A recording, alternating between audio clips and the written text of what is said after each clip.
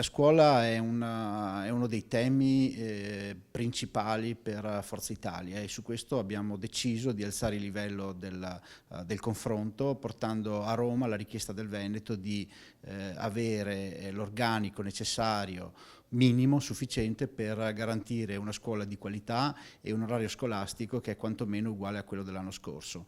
Abbiamo fatto seguire l'iniziativa di sottoscrivere una lettera al Ministro a tutti i capigruppo della Regione del Veneto, quella di coinvolgere ora i parlamentari. Ci aspettiamo una risposta perché siamo stanchi come veneti di essere maltrattati da un governo che ancora una volta premia le regioni amiche e penalizza gli altri. La scuola del Veneto rischia di partire malissimo perché mancano 468 insegnanti per il tempo pieno minimo indispensabile. Mancano 1000 insegnanti per il sostegno, abbiamo bambini certificati che hanno bisogno di essere supportati.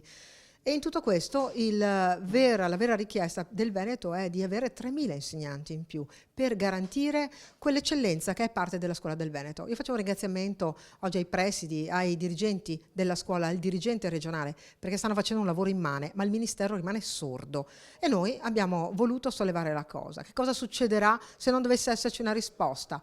Beh, la gravità è sotto gli occhi di tutti, avremo mancanza di tempo pieno, classi pollaio e noi insistiamo, il Ministro deve darci risposta.